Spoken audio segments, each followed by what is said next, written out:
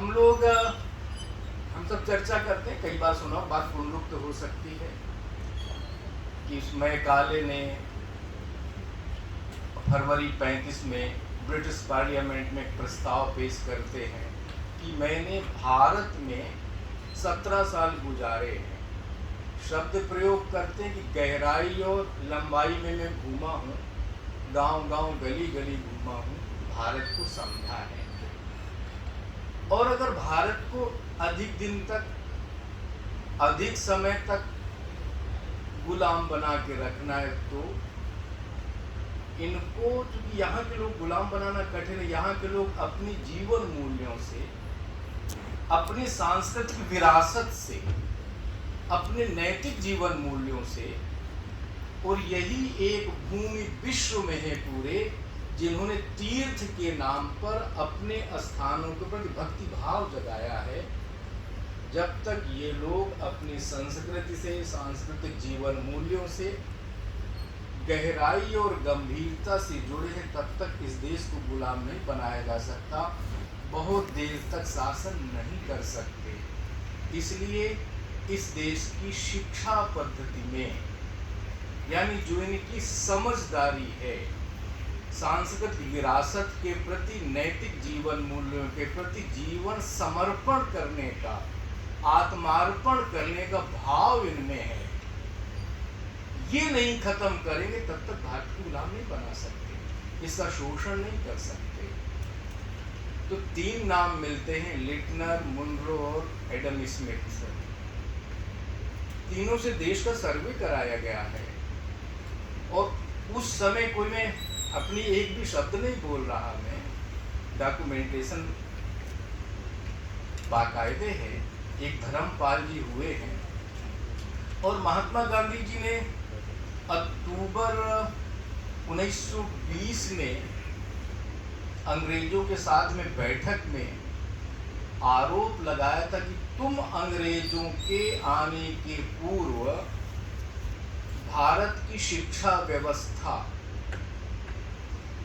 अच्छी थी, अर्थव्यवस्था भी समृद्ध थी।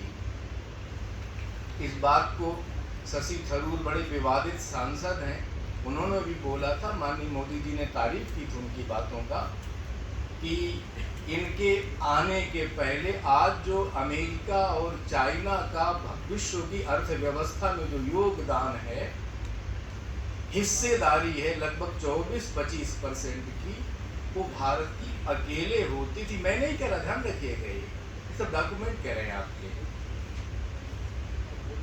तो गांधी जी पर आरोप लगाया गया कि बुढ़ा ये सेंसेशन फैला रहा है, गलत बयानी कर रहे हैं, झूठ बोल रहे हैं। गांधी जी ने कहा था, यदि मेरी बात असत्य निकले तो मैं आपसे क्षमा मांगूंगा और आंदोलन को भी वापस ले लूंगा। अगर गलत निकले तो आप अपने डॉक्यूमेंट खोजो। तो इस बात को कहीं धर्मपाल जी अभी हुए तो उनके दिमाग में बात चढ़ गई और वो इंग्लैंड चले गए और भारत के डॉक्यूमेंट्स की जो लाइब्रेरी है 18 साल के लिए घुस गए। अंग्रेज लड़की से विवाह किया और ऐसा कोई फोटोकॉपी करने का कोई तो वहाँ था नहीं, तो उन्होंने 18 साल में हॉकर बन के काम किया, पत्रिकाओं का वितरण किया, एक जबर साधना की उन्होंने, एक लाइब्रेरी में घुस गए और रोज लिखते गए। ऐसे 12,000 पन्ने लिखे, 12,000 पन्नों में उनको ये लिटनर, एडम स्मिथ और मुनरो की रिपोर्ट मिल गई और भारत की शिक्षा व्यवस्था का पूरा तंत्र समझ में आ गया। लंबा विषय है, उस पर नहीं जाता। यानी उस बात को मालवीय जी जैसे श्रेष्ठ महापुरुष ने समझ लिया था कि भारत से, भारत की आत्मा से काटने का, जड़ों से तोड़ने का, निचोड़ने का काम ये अंग्रेज कर गए हैं। और जो सूत्र है ये, शिक्षार्थ आइए, सेवार्थ जाइए, सूत्र बदल गया, भ्रमार्थ आइए, शोषणार्थ जाइए। उल्टा हो गया, बिल्कुल उल्टा हो गया।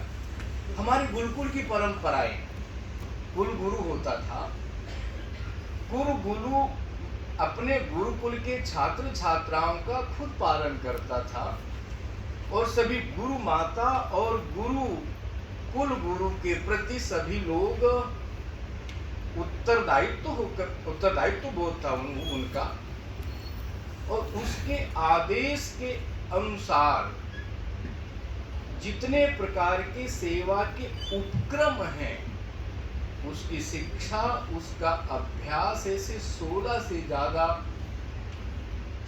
ज़्यादा माने आवश्यक फैकल्टीज होती थी उनकी।